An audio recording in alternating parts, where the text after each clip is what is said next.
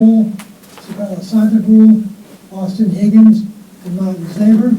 Also with us are recording secretary Jen Higgins and building commissioner Davis Walters.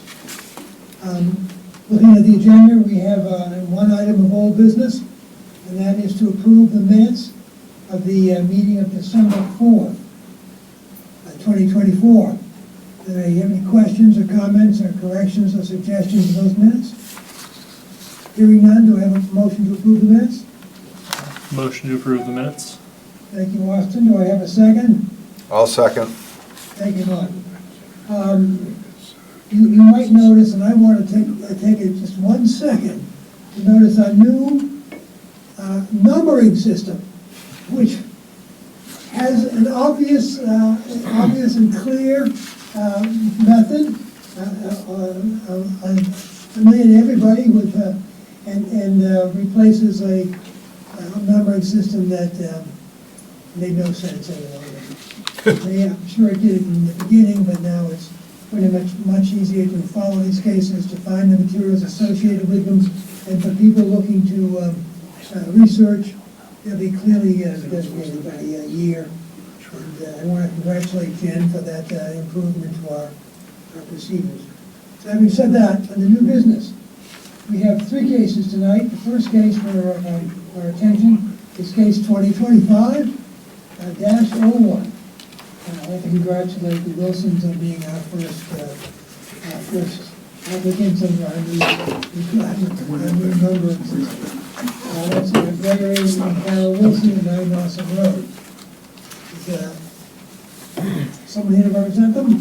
Yes, Mr. Chairman, David Little from Ryder and Wilcox. I'm representing Greg and Carol Wilson. Perfect. Take it away, please. So we recently appeared before the Conservation Commission, and they had a few changes they wanted to make to our plan. So can I have permission to hand out a revised set of plans? Yeah, please do.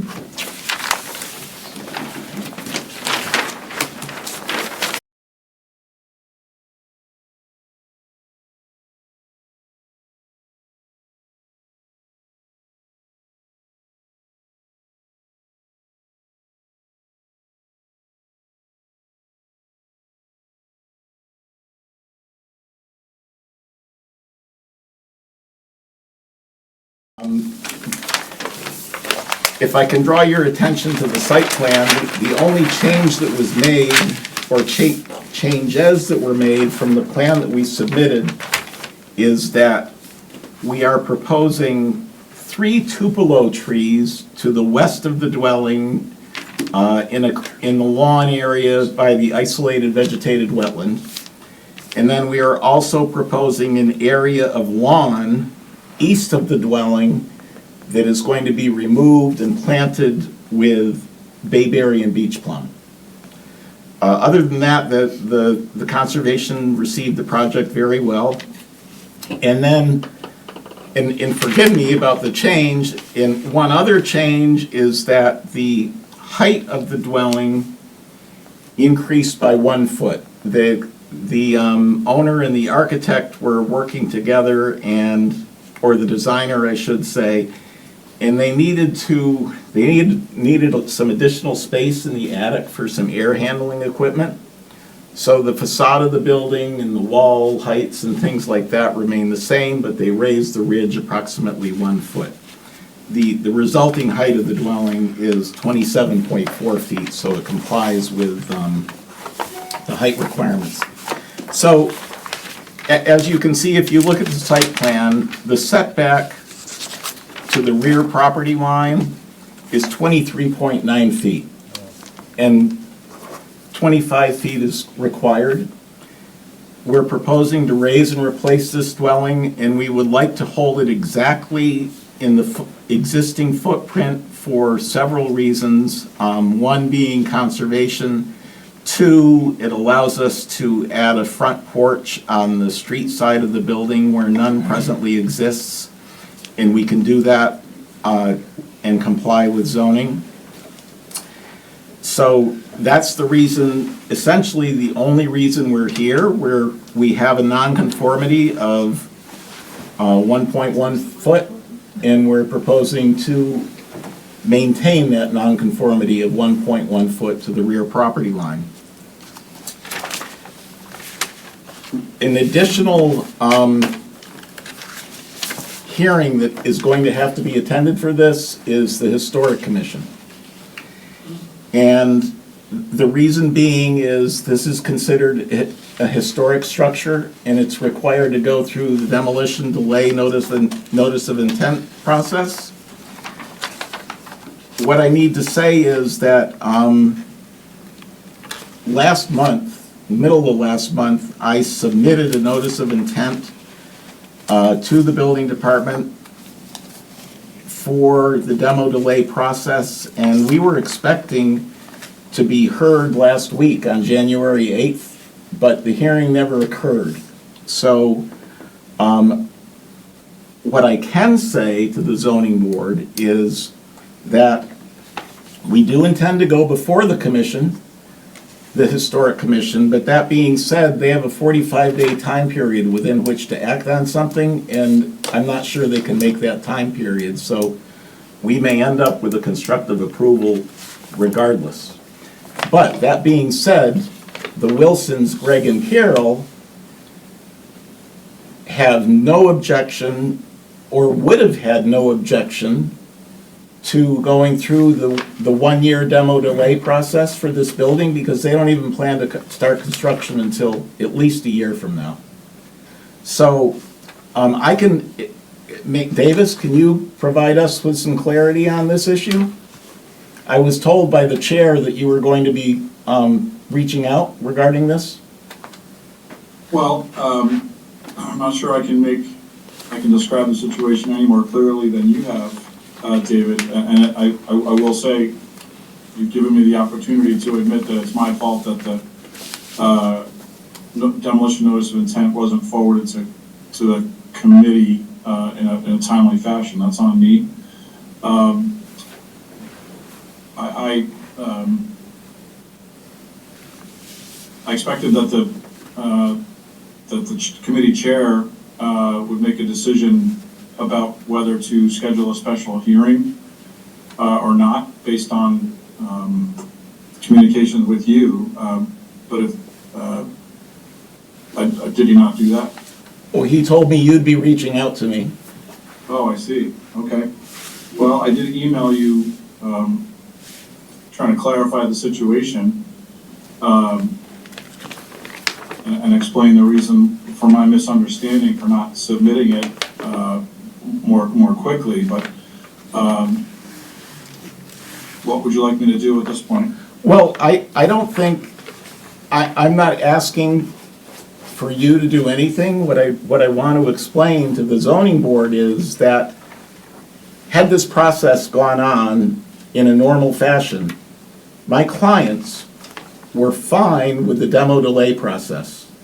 And if the Historic Commission imposed a one-year delay, they told me to accept it and move forward. I just want to make clear with the zoning board this evening that if the project, if it's not heard within 45 days, Right. it's a constructive approval to do whatever you want. So I just wanted to put all the cards on the table before everyone this evening, before I got into the meat of the presentation. I appreciate that. We have a history here, as you know, of trying to be the last board, because we don't want to waste our time if the plans come in and the Conservation Commission or the Health Department or somebody else changes things. But I don't think the Historical Commission falls into that concern, because as I understand it, their authority is only to allow demolition or delay demolition. We can't change the plans and won't change the plans. And if in the course of the delay, your plans change, it's go back there anyway. So I don't think that's a concern, but that's just one man's opinion. I would suggest we go ahead, and what happens at the Historical Commission happens, and it won't impact us. Well, I agree in as much as that even if if a one-year delay was put on it, the approval this evening is for 2 years. And it wouldn't impact any approval this evening. And Mr. Little, so the Historic Commission can't stop you from knocking the house down, they can only delay you? Yes. Okay, so our decision tonight really is good regardless of what the Historic Commission comes up with, whether they say, go ahead and knock it down or wait a year. Absolutely. We're not wasting our time here. I guess is Absolutely. what I I'm just trying wanted to get say. all that out Okay. before I got into the weeds here. Appreciate that. Does any other member have a different view of how we treat the historical commission issues? Matt, do you have any different view? I think that's totally fine for historic. I think with conservation not having acted yet, I don't know that we should finalize our decision, but we certainly could give the applicant, a straw poll or equivalent of that. I hear David saying he's confident that they'll approve it this round, but as we all know, that's unpredictable. I'm fine with that, in as much as my clients don't plan to start construction for at least a year. So that being said, I'm going to continue with my presentation, if I may. Yes. I have one question on what you've already said. Going back to the non-conformance as to distance, is this building going to have greater mass in that non-conformity area? And therefore, it will be an intensification. Well, yes, from the perspective that the ridge, the height of the building is getting 6.3 feet taller, Okay. I guess the mass would be an intensification, that's correct, but the side yard setback would not be. Yeah, okay, thank you. So, I provided you with photographs of what it looks like now in the event that you didn't have the opportunity to go to the site. The designer worked with the owners. The new design, for all intents and purposes, they're trying to be in keeping with the building design that's there now.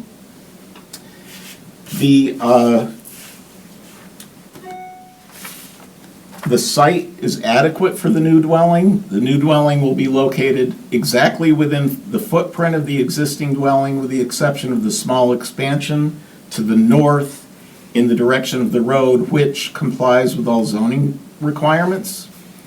We believe the site is suitable for the continued residential use. There will be no new impact to traffic flow and safety at the site. We're hopeful that you will agree that the new dwelling maintains the architectural style of the existing dwelling, resulting in no new impact on neighborhood visual character. The site has a Title V sewage disposal system, is served by town water, and there are no stormwater drainage issues on the site. Well, I believe with the new design, with adding gutters and downspouts to dry wells, we will improve any potential stormwater that could be generated on the site. Utilities and public services will not be impacted. There will be no noise or glitter other than temporary noise construction. And a dumpster would be kept on site to maintain all construction debris. And as I mentioned earlier, the revised plan that I handed out showed areas of mitigation that the Conservation Commission wanted to see, because they do look at the impact of groundwater quality, recharge volume, and water quality of coastal and freshwater bodies. And they felt that the tupelos near the septic system and the isolated vegetated wetland would be helpful, and then they felt that eliminating some of the Cape Cod lawn would be helpful. So, we have a 1.1 foot existing and proposed nonconformity for this dwelling, and I'll open it up to questions from the board, but we believe that the new dwelling will not be substantially more detrimental to the established character of the town and will be in keeping with the general purpose and intent of the bylaw. Thank you. Are there any questions from the board? I Is have there no, anyone in attendance, either physically or virtually, who like to make a statement, question, or support or oppose the application? We do have a hand raised, I'll let them in.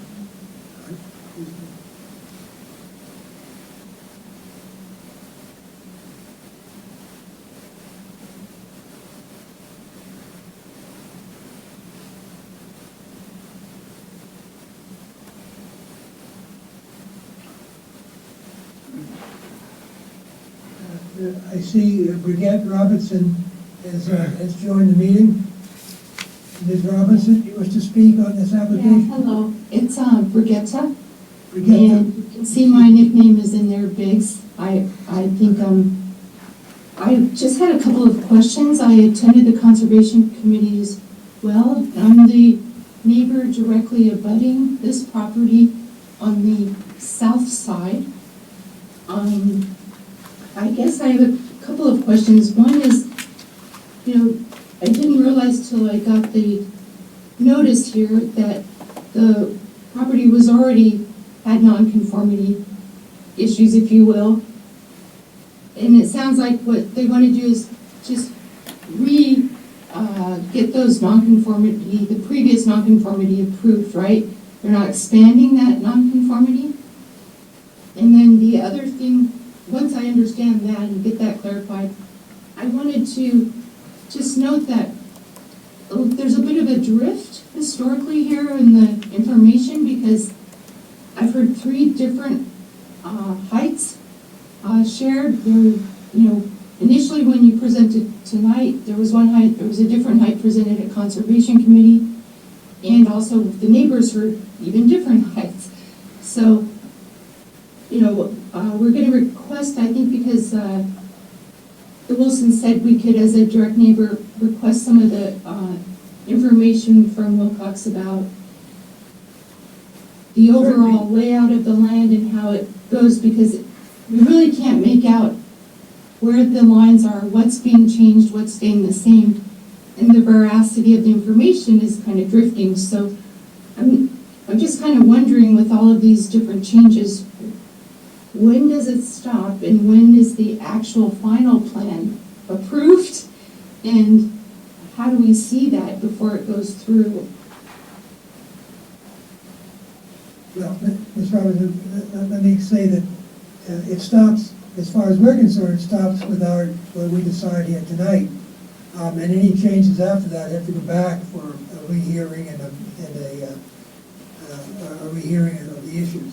So what is stated tonight as the plans will be the final plans, unless you get a notice again, there'll be a second hearing to give you the change. But having said that, that's procedural. Let me turn it over to David to answer your questions about the specifics of the proposal.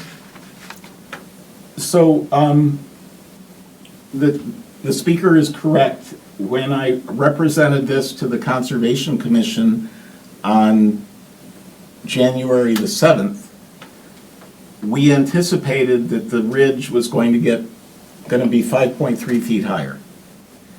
Subsequent to that, the builder or the designer and the owner realized they needed some more space within the attic for air handling equipment. And so instead of 5.3 higher, the revised plan before you this evening is 6.3 feet higher. The resulting height is 27.4 feet, which still complies with the 30-foot height requirement of the zoning bylaw.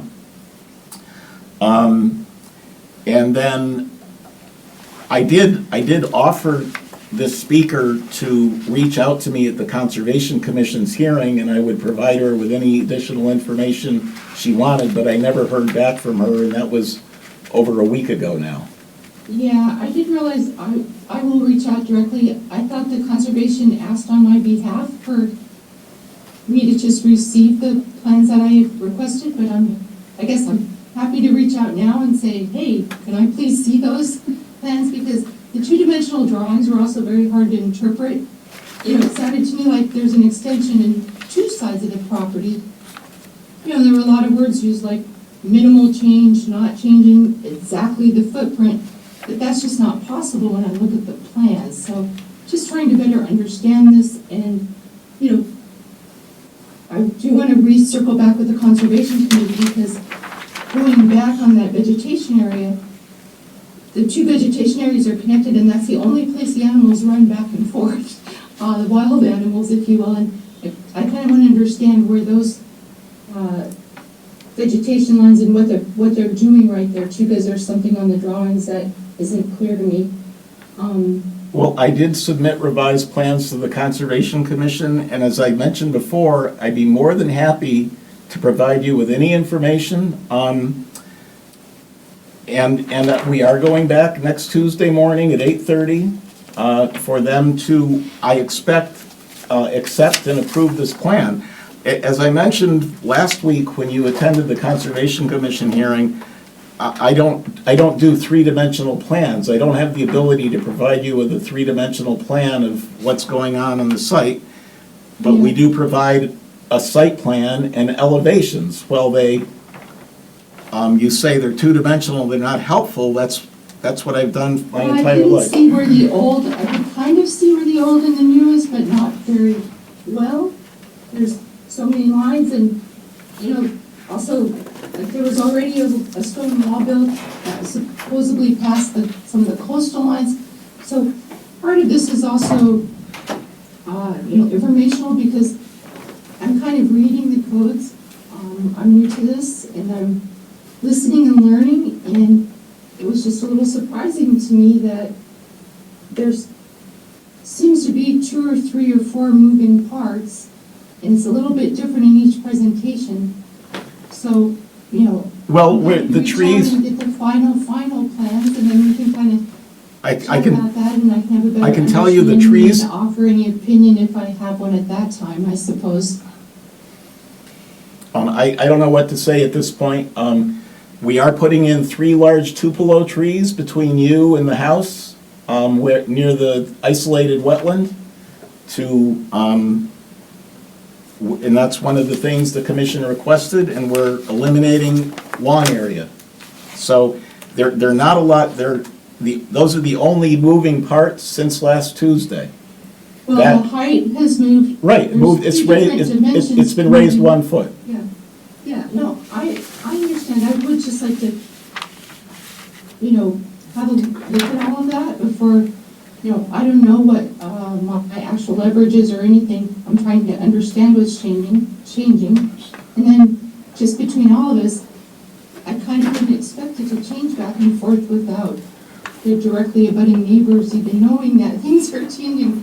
It's, Well, for height, it's a big deal to neighbors. You can Miss- imagine, Mrs. because the height of this house is going up, and it's definitely gonna cut across my view lines in the property as well.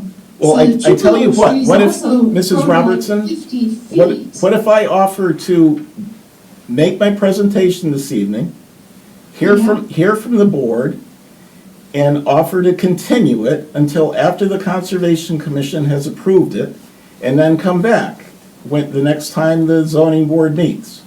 My clients are not in a rush to do anything on this site, and I will do whatever I can to provide you with any information and clarity of what we're doing. Would that Yeah, be, I think that would be fantastic. okay, And well, why don't Like I said, I we, do want to circle back with conservation because the new choice of these trees, like I said, they grow 50 feet tall. That creates quite a barrier for those of us who are next to and behind the house there by the vegetation. To be I able know, to maintain- I know, actually, the applicants have had a couple of trees cut down on their property by people that live in the area to improve their view. Did you hear anything about that? I'd rather not get into the personal details, but there. Well, you're. Let's just say things haven't been that neighborly between the Wilsons and some of the other neighbors. I know that. I don't think you want to get into it, Mrs. Robertson. Hmm? I don't think we should get into it. Yeah. I don't think it would Yeah. play out.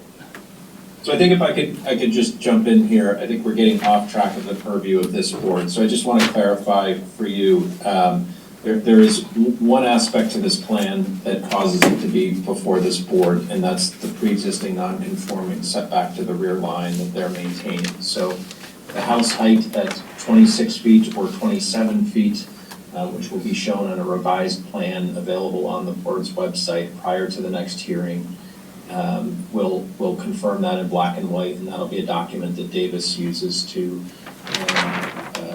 inspect and review the house along the course of construction to confirm that it conforms with our approval. But again, it's that setback to the rear line that is the reason that the house is before our board. So that height, for example, Towards where the setback is the because house. of vegetation, right? That's the part. The vegetation is not part of our purview. We will not talk about No, I meant that's vegetation. where That's the a setback is, conservation. that part of the house in the back. It's shown on the plan. The filed plan is 23.9 feet, and it's not Okay. changing. But again, the point that I was trying to make is that the house is proposed to be a height that is lower than the limit. So there's no relief being sought for the height of the house. The house could be designed higher and still conform with our zoning. It is the one dimension at rear setback that's before, the reason that the project is before our board. Okay, yeah, so it's just to maintain that, and the other ones are within the zoning already, the extension to the, because it's the north and the west, right? There's Yes, two different north and additions to the size of the house, is what my understanding is. All other horizontal dimensions conform with zoning, which Okay. for this part of town is not necessarily common. It's an area that was subdivided well before zoning. Okay, that's interesting. So I might also, Ms. Robertson, I'm the building commissioner, and I would welcome you to come into the office. It's convenient because the conservation department's office is right next door to the building department. So once the revised plan has been submitted, you'd be welcome to come into the building department. All of the applications, plans, everything is a matter of public record, and you'd be welcome to look at them. I look at them with you, and if I can answer any of your questions at that point, once we've got both conservation and zoning applications in front of us, I'd be happy to do that if you'd like. All right, yeah, no, that all sounds great. I'll follow up with Wilcox, and then follow up with the changes, and then follow up with you guys. And that'd be great to just have a better understanding of this. And then if, I don't think once all of that is sorted, then that's when it kind of becomes final, right? But it's the final plan. Okay. I mean, if I may, Mr. Chair, these approvals are all steps in the process. As we've been discussing earlier, that there may or may not be, that there's, according to Mr. Little, he's been very clear that his clients are not in a hurry. They're probably not going to get started on construction, actual construction of the new house for a year or so. So to be clear, a building permit application for new construction and for demolition as well have not been submitted to my office. I have no reason to doubt that the house is going to look largely like the plans that have been submitted, the elevations, that is. But it isn't until I receive a completed building permit application that the design of the house overall is approved.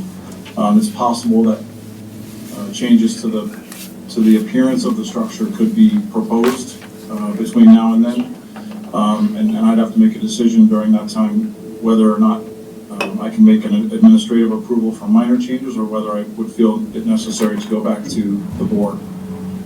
So there's so many steps along the way here, but the property owners are certainly due credit for going through the proper steps here to this point.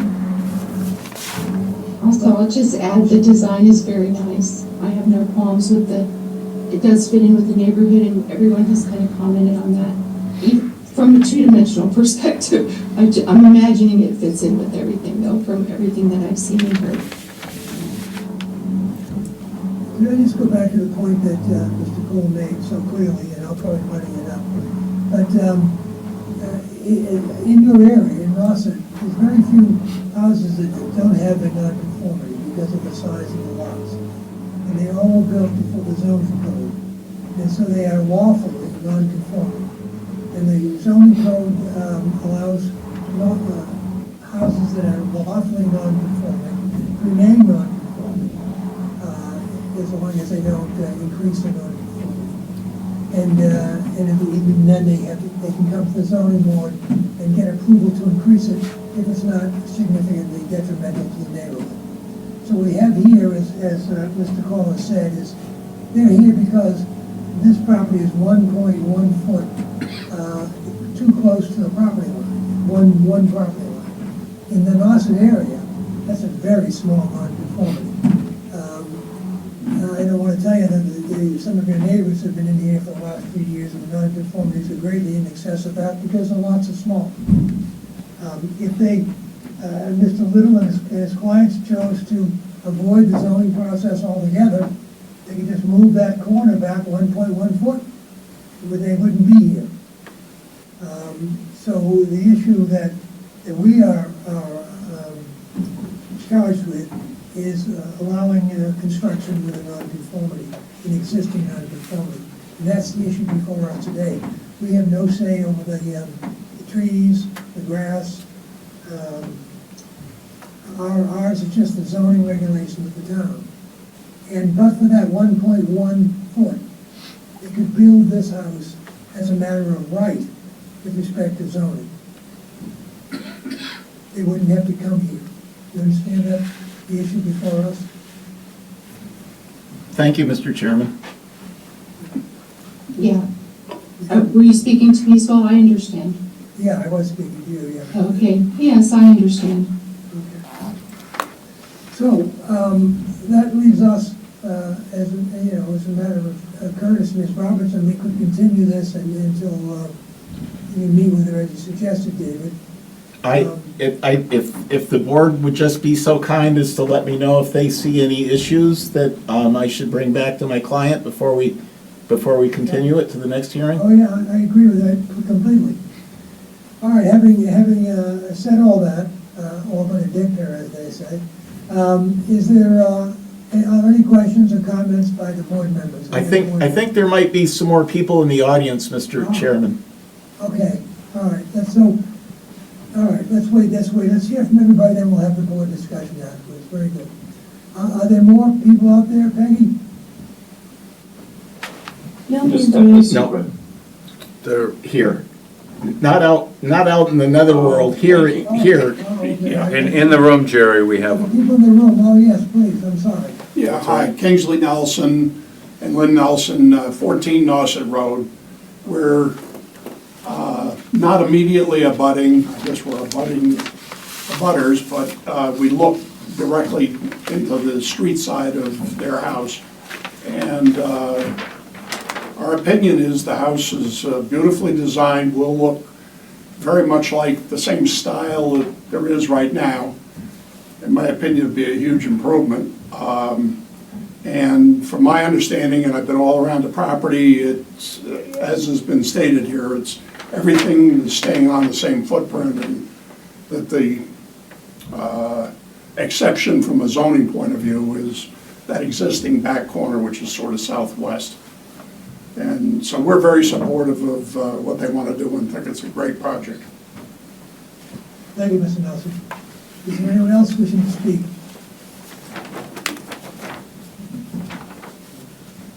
All right, now, let's go back to the board.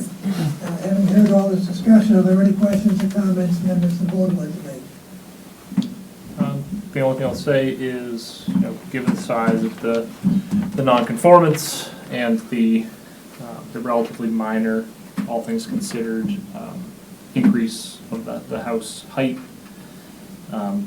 this feels like a relatively minor change from a intensification perspective. I don't have much else past that to say. I think from the purview of this board, I think that is all we really need to discuss here. I can't comment on the vegetation related items. And I think given this current height, or even plus or minus another foot or so, I can't say it would change my perspective on the intensification of the nonconformance. but certainly happy to continue if that's the wishes of the applicant. I'm not sure, I think it's necessary, but I think if it's mutually beneficial to everybody, I see no reason not to, but we'll leave it up to you.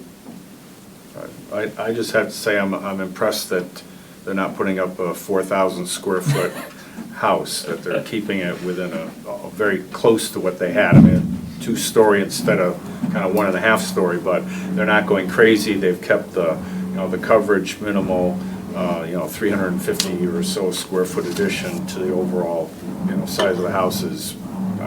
I applaud them for being so conservative, considering what that land is worth and what, size house you could have put up there, so. What is the total new square footage, by the way?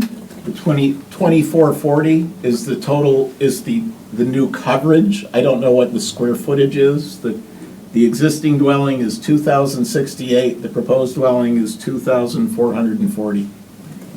Right? Thanks. If I may add, I don't have any issues with the project. I don't think that the project is detrimental to the neighborhood, so I would support it. Thank you. Let me ask you a different question. Does anybody see there's any process benefit to our continuing this and waiting till the conservation is finalized and David meets with Ms. Robinson and anyone else? Is there any process benefit that anyone sees to that? I think so, given the unpredictable, this is a question for the board, we're done with public comment. Given the unpredictability of the commission and the lack of rush on part of the owner, I think it'd be beneficial to continue and let those steps play out. As it's presented today, I would vote in favor. So David, I think Matt's got onto a point there, and you've already expressed a willingness to do that. So if you would make a motion to continue this, if you would ask for a continuance, I'll make that motion. May I request a continuance to your next available hearing, please? You may. I'll make that move. I'll move that continuance. Is there a second? I'll second. Thank you, Sibel. Any discussion? It's February 5th. Is that, oh, yeah, this is the second Wednesday already. No comments. The only downside to this for me is that it's postponing my retirement another few weeks, but anything that's good for Matt is good for me. It would be nice to see you back here again, Dave. Yes, Take care of us, yeah. We're anxious to see you retire. All right, any other discussion? Let me call the roll on the motion to approve the request for a continuance to February 5th, is it? Yes, February 5th. Yeah, I'll call the roll. Sibel, Yes. Austin, Yes. Martin, Yes. Matt, Yes. and I'm also a yes. So the matters continue to February 5th by unanimous vote. Thank you, Mr. Little. Thank you, Ms. Robertson, for joining us. Thank you. The next item for consideration is case number 2025-02. Elizabeth John and Richard Long, 15, 16, and 17 High Street. David, is this your application also? Yes, it is, Mr. Chairman. Please proceed. David Little representing Elizabeth Charm and Richard Long. They've been clients of mine for many, many years. We were involved in dwelling, pool construction, septic design, and things like that. The site is located at the end of High Street in East Orleans. It's a very large lot. It has approximately 3.6 acres of land, a good portion of which are wetlands, as is shown on our site plan. And we're here before you this evening to exceed the 4,000 square foot threshold that is in the zoning bylaw that requires a special permit when you exceed that. So, well, it's such a large lot, the total building coverage on the lot is only gonna be 4.8%, should we be successful with our special permit this evening. And one of the things that allows us to construct a guest house on this site is section 16420 of the zoning bylaw, which states for each dwelling unit or guest house on a lot, there shall be required 40,000 square feet of contiguous buildable upland. So, as you can see in the application and on the plans, we have 92,000 square feet of, in excess of 92,000 square feet of buildable upland.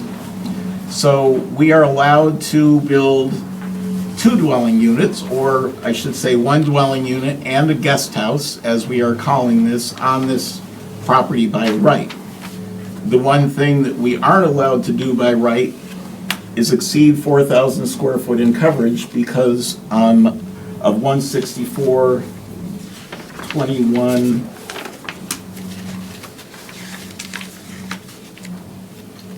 16421A footnote 5. Forgive me. So we are locating the proposed guest house in an area immediately adjacent to a tennis court and in an area where we're going to be removing a basketball court. So the disturbance to the site is going to be minimal.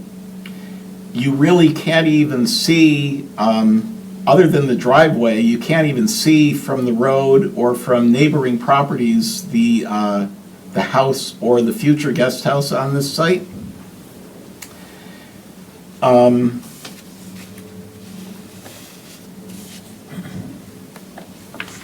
The conservation, we attended a Conservation Commission hearing. They approved the plan. A significant planting and mitigation plan was prepared by Dave Hawk of Hawk Design, which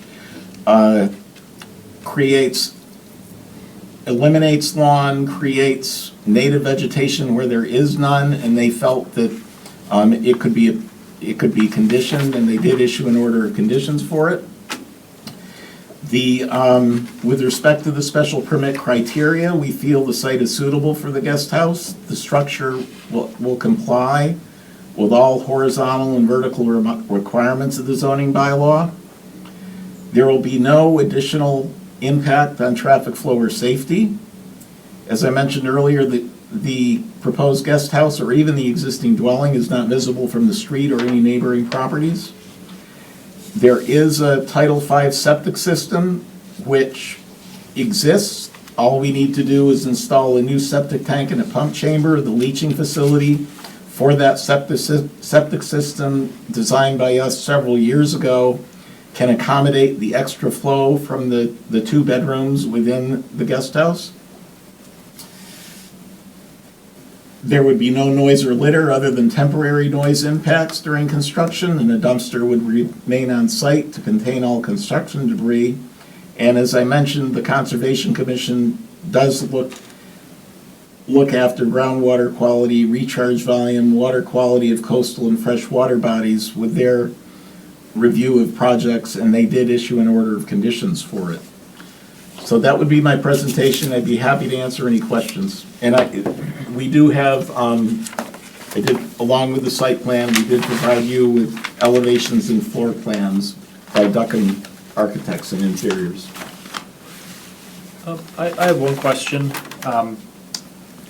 This is, looking at the plan, you have one large lot, like you said, about 3-ish acres. Looking at the provided abutters, it appears that maybe at one point this was 3 separate pieces of property. Could you expand on that? It's still being assessed as 3 separate properties. They're all in common ownership. Okay. It is being assessed as 3 properties. The structures have been built over and across the property lines over time.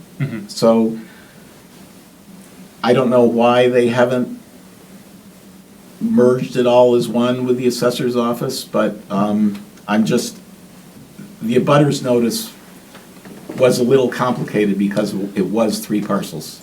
I'm just wondering from like a setback requirement, like functionally, like you mentioned, it maybe acting as one property. Maybe a question for you, Davis, if this is still maybe legally 3 separate properties, houses built over property lines, is there anything we need to be in consideration of regarding setbacks? You know, the existing building, maybe not, but I couldn't quite place where the new building might be within the 3 lots on the assessor's map.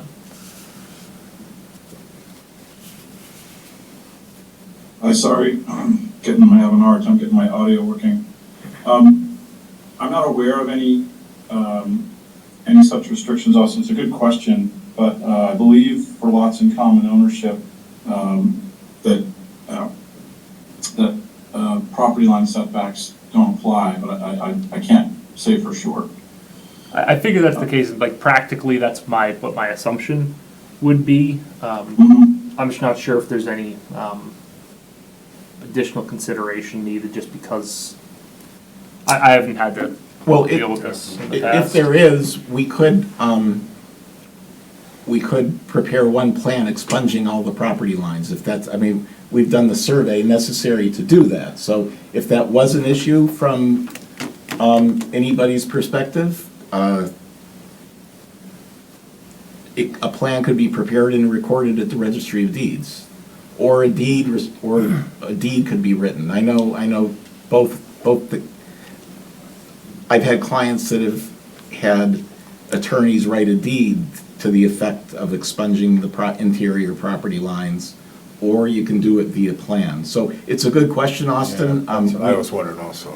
We do have the opportunity to do that. Yeah, I'd say if it's not, I'm thinking more of like the power our board can approve for for a special permit in this case. If it's not a if we don't need to do it, I don't think there's a reason to do it. Just want to make sure it's within our power to approve that, or would that be something that we're just interested in the overage on 4,000 square feet, and as presented, maybe practically there are no setback violations. At what point could that potentially be a problem? Again, we're not going to get complaints from joint ownership purposes, but want to make sure it's not going to bungle anything up legally in the future for the owners potentially.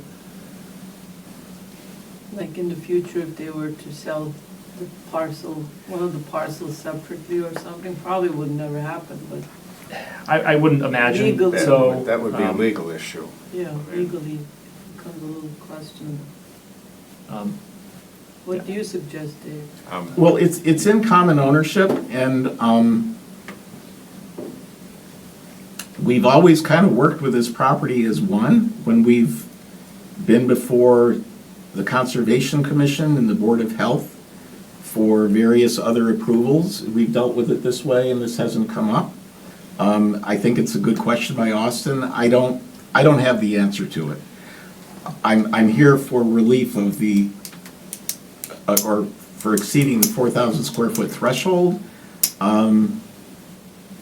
There are ways to work around it. If Davis's review reveals that deeds need to be written or a plan needs to be drawn expunging them, we can do that. I've worked with the charms on this property for a long time, and we've always kind of dealt with it with one site plan. I'm personally surprised that you can put a building across property lines and that it's still 3 lots. But if that's the way the town operates, then Well, it's not just buildings, it's tennis courts, basketball courts. Things. Things, yeah. Yeah, I mean, I'm just surprised that you could do that. Some of those things definitely are considered structures in terms of zoning and building code, so. Maybe functionally, I think there's something in the bylaws, don't see it often, about buildings across lines or on other properties. Does that effectively just make it a 0-foot setback from that line, and would this be, I don't know, pre-existing non-conformings? It wouldn't be intensifying in the current non-conformance. Well, I can't comment on the pre-existing nature of it. I don't know. You could if you're adding a structure and it's close to a property line. You could be, but apparently the town seems to consider this as one lot since you've come in front of committees. If we've been treating this to improvements. date as one lot, I think it's something we need to explicitly list in our special permit, whatever our resolution is to this special permit. As it relates to the actual reason you're here, this feels like a fairly minor addition to the property. Conforms to every other zoning. The lot is very clearly large enough to handle this building. I think the design of the design is satisfactory, and given the size of the lot, you mentioned 4 point something % coverage for 4,400 square feet is 4.8. 4.8 is extremely minimal. I see no issues with this on the merits of the 4,000 square feet, that 164-21A, sublet 5, footnote 5. Yeah, for my part, I'll look into ramifications of these existing as 3 separate lots with regard to setbacks. But to Sabelle's comment, it may matter if regardless of the history here on the existing structures that appear on the GIS map, in fact, to straddle the property lines. It's been a non-issue as long as the lots have been in common ownership, but that may need to be clarified. So for my part, I'll look into that and try to get back to everybody as quickly as I can, but I'll leave it to the board to decide how they want to handle procedurally tonight. I think, Jerry, my preference is to issue a special permit, if the board decides to issue a special permit, rather, to just add clarification that it is predicated on the fact that these are 3 separate functional lots, but are uncommon ownership and have been treated to date as a single lot.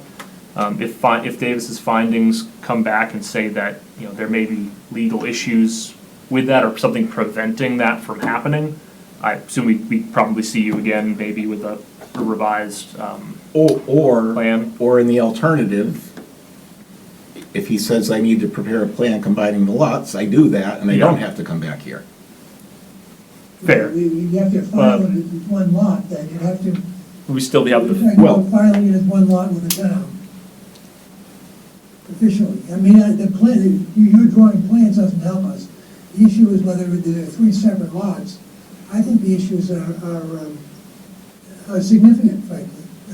And I think that to do it as a special permit contingent upon treating it as one lot, I think we ought to look into whether it should be joined as one lot. If they can continue to treat it as that way, it should be that way. It should legally be that way. Okay, I'm fine with that. So I would, again, David, I'd like to continue this until you can go back to us with some resolution to that question. We're not allowing you to retire. elaborate ploy. This retirement Let is me- just getting further and further away from me. Yeah, no, I'm fine with that, Mr. Chairman. I'm totally on board, and I'll do it. I'll provide Davis with any information I can, showing where the various interior lot lines are and things like that.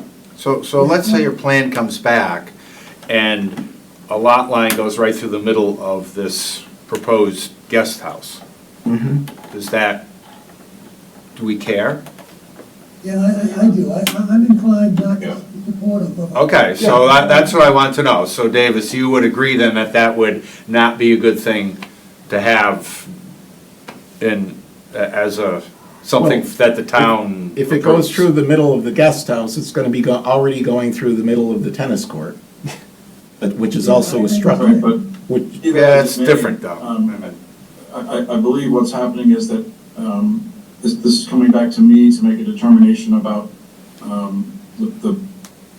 any potential conflict with the existing lot lines. So I think, we should, before we make any more presumptions about it, I should just take a look at it and make a determination, and if that's procedurally okay, inform the board of my decision and go from there. I think practically speaking, since the lots are in common ownership and the owners have been allowed to build what are likely structures, for example, a tennis court is considered a structure in zoning and building code, there's no harm. I think the harm is in leaving the separate lot lines for situations, unpredictable situations in the future. And I think Sabel referred to that earlier. So we just want to make sure that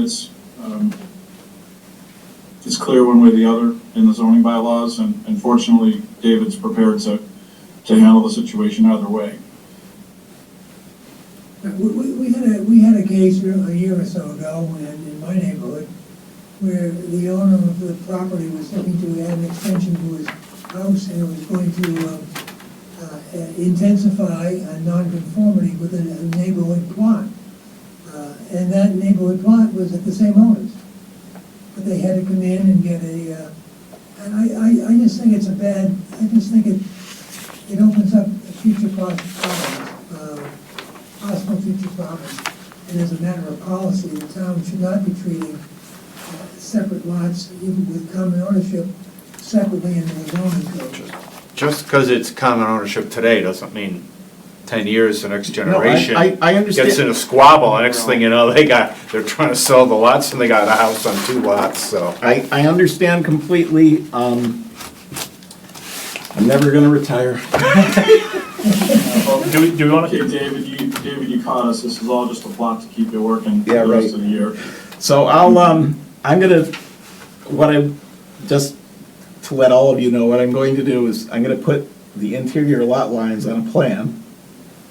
I'll go and show it to Davis, and I don't know if town council needs to get involved or whatever, but whatever happens, happens. I'm fine, but if we could just continue it for one meeting for the time being, may I request that? Well, yeah, yes, you can, but I guess if you come back to us showing that the lot lines and they intend to keep it as 3 parcels, then the question is why? What is their intention to keep it as 3 parcels? I think It's bad I, policy. no, It's no. bad policy for the town to have 3 separate lots that if separated, would have created numerous nonconformities. And it's a good question, and I probably, had I been on top of my game and a little bit younger, I might not have run into this situation. Right. Can I ask you a different question altogether? When you gave your explanation, why didn't you just go with a new change on the accessory dwellings? You referenced having 2 lots with 40,000 and all that. This is less than 1,200 square feet? Just curious. Well, it's cleaner for the owners. I mean, the bylaw allows them by right to have a house and a guest house. There are restrictions associated with ADUs, and it's a much cleaner way for the applicants to proceed. Fair enough, thank you. Fair enough. All right, do you want to have this a date certain to February 5th again, David? Actually, one quick thing, Jerry. I figure, presenting that it's likely not going to be a change to the proposed second building. I figure it'd be good for us to just further discuss, if necessary, that over 4,000 square feet for that building. At some point, if this does come back to us as one single lot, it would still be over 4,000 square feet. So we would still have to talk about that, make sure if we have any concerns that Mr. Little is aware of them, so we don't have to further continue his. I thought we had sort of said that it's such a minimal increase in terms of the percentage of the property that none of us would have a problem, but that may be presumptuous on my part. I don't want to speak for the board. I don't have a problem with the additional coverage on the lot, personally. From a land surveyor's perspective, and not being an attorney, the easiest thing for me to do would be to prepare a plan showing the 3 lots as one that would be endorsed by the planning board, and recorded, and then we're end of discussion. That's right, then there wouldn't be any That would put us issues. back to where we are now, Right. as originally. But I'm just throwing that out. Yeah. So let me have a chance to look at it. David and I can talk tomorrow or as soon as he's available. And we'll go from there. I think there are a number of possibilities that attempting to rejigger this as being on just the one lot that where the existing house is located would create, just not worth even talking about. I think we need to stop and take a breath and look at it. I agree.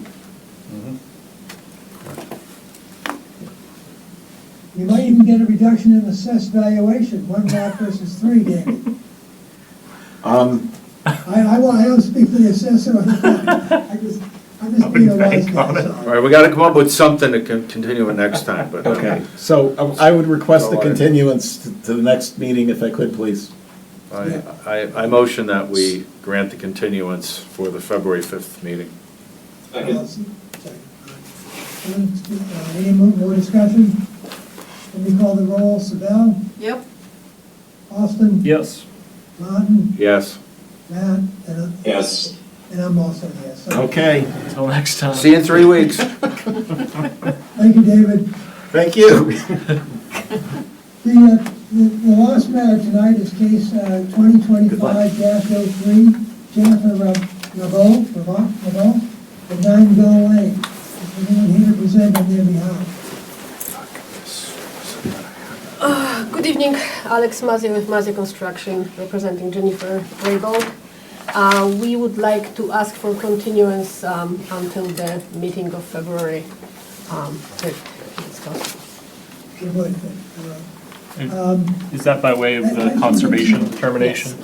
I should give some background here to the board.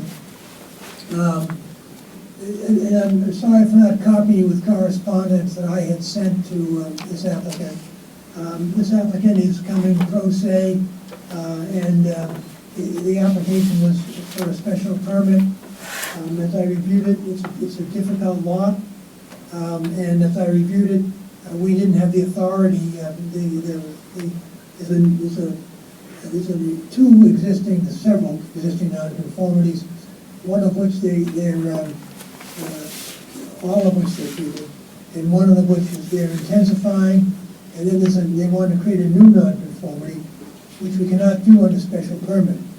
So I suggest that they come back and request a continuance so they can file a variance, which will allow them to achieve all of what they want if the variance is granted. The variance, of course, has a different standard than the special permit, and is considered a more difficult standard. But so that's the background of this application today.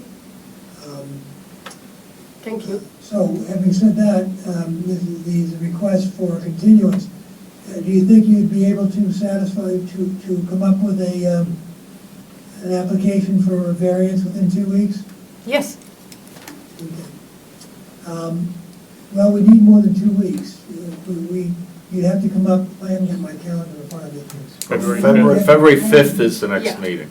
Busy Yes, meeting. well, what's the Friday before February 5th? I see no pen. That's the 31st. That's, yes, 31st. So I would ask that you file your application by the close of business on the 31st to allow the board some days to review the application before the hearing. Yes, so what we are planning to do is wait for the hearing for the conservation, and based on outcome from the conservation, we will take the next step. So if it's gonna be necessary, we will have the application in by the 31st of January. All right, if you're not, you can feel free to ask for a continuance of the request to another date. Yes. So, Mr. Chair, if I might, so is this a withdrawal and a reapplication? Or again, are we confident that the variance is required? Again, there's a three-part standard that needs to be met. All three conditions to issue a variance are very difficult to achieve. Are we intensifying one of the existing nonconformities, or are we in fact adding a new? There's a new nonconformity nonconformity on setback to a marsh because of increased height in the building.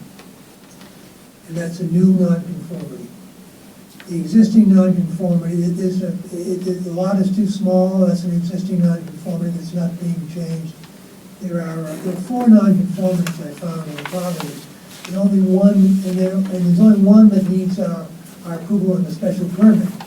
It's intensification because of the higher roof, the higher ridge line. But they're presently in complying with the setback to the marsh. And the added height creates a new nonconformity, which under section 3, the board doesn't have the authority to grant a new nonconformity by special permit, it requires a variance.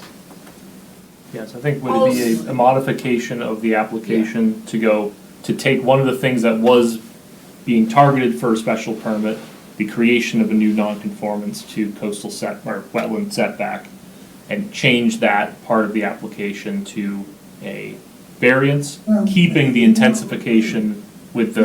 I don't think you want to do a special permit and a variance. You want to do them both. No, right. With a variance, you could do both. You can do everything you need to do here.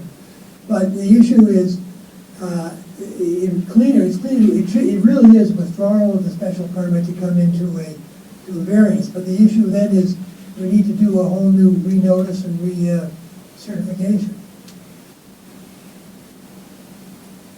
Do we have experience in the past? Also have the time to do so.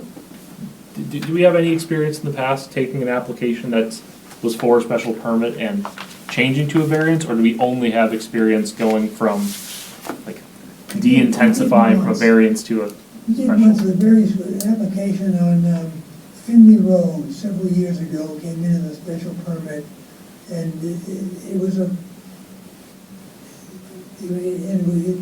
it didn't meet the special permit, but it was a very easy variance. We let them do it in that hearing. That's my recollection. I don't know if you remember that case. Yeah, that was the odd panhandle lot. I'm just thinking from the body of the application, from what I can tell at this point, would not substantially change the plans. It would. Two different applications. Completely different standards. Completely. Piece. So it really is, I'm afraid that we'd have to ask for withdrawal and then file a new application for a variance. And will we be able to be heard on the February 5th then? We followed basically, we were advised to apply for special permit by the building department. So that's why we applied for the special permit. Yeah. And now it will put us 2 months behind with the hearing. So we don't change much. Well, that's what the reason I asked for the continuance, because we had to change slightly lower the height of the roof line, and the plan was to submit revised plans to the hearing board, because that will decrease somehow the setback. I think I'll defer to the experience of the other board members here. I believe the abutters have to be notified properly, which would be a variance. If it's a change from special permit to a variance, it's a different application. Yeah. I wonder if the has to be re-notified again too. See, I was trying to find that. Legally, sorry, Mr. Chair, legally, the abutters list is only valid for 30 days. So, not sure what that does to the timing, but Yeah. Well, I guess the situation is such that we need to have you withdraw this application and reapply as a special permit. Variance. And I think we've. As a variance permit. Variance permit. Variance. Yes.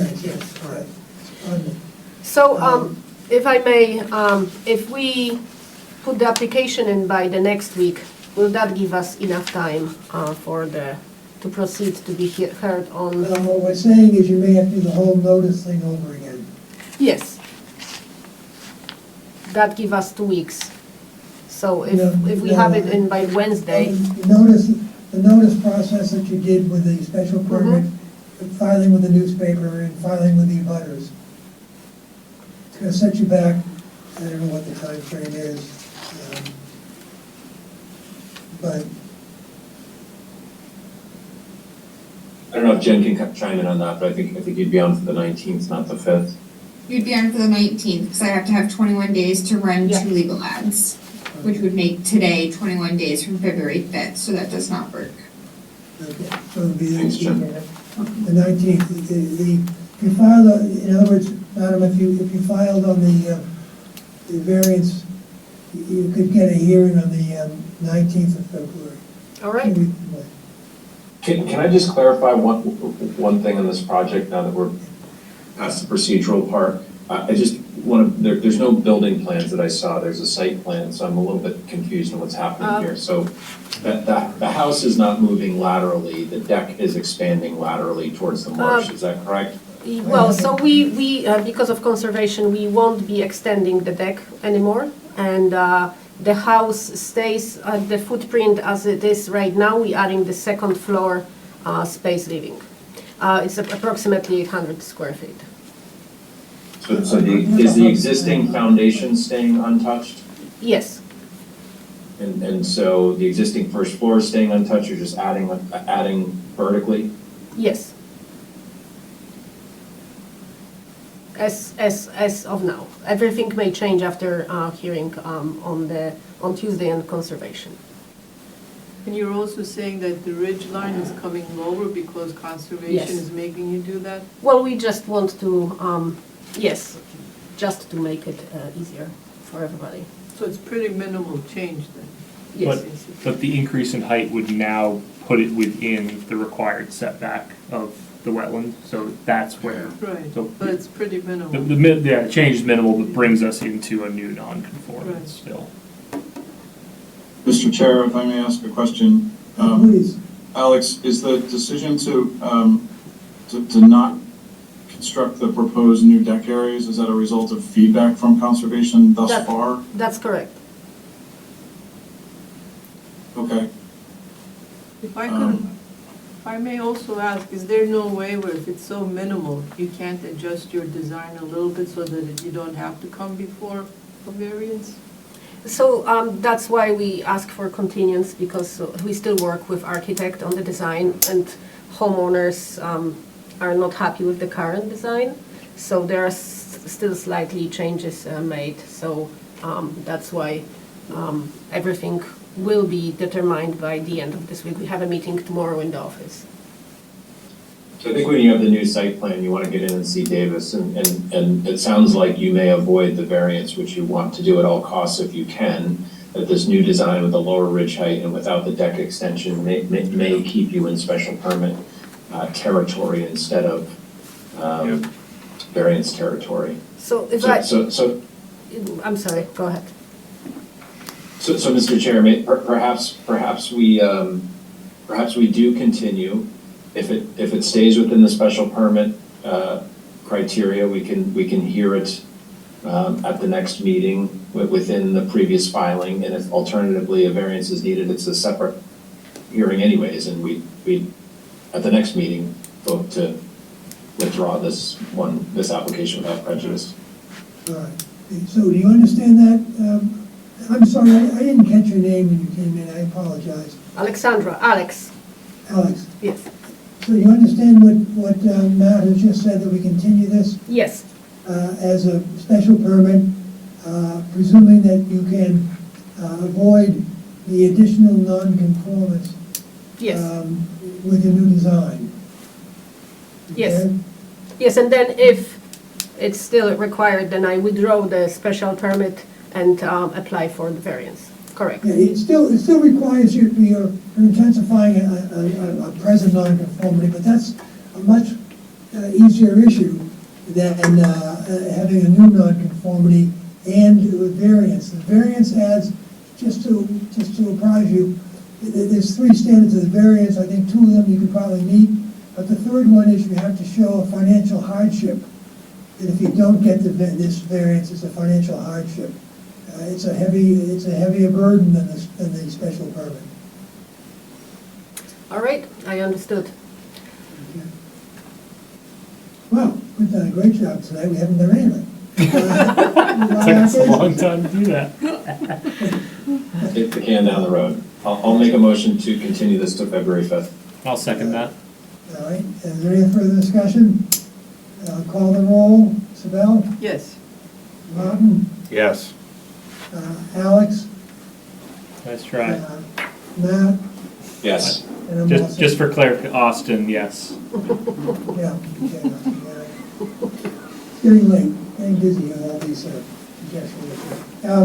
So, Alex, you have a continuation till, do we have a date, Matt? 5th. February 5th. February 5th, all right, to February 5th. Get back to us. And I think Matt's suggestion of meeting with the building commissioner is very prudent. Yes, so, Davis, is tomorrow around 9:30 good to come and see you? Yes-ish.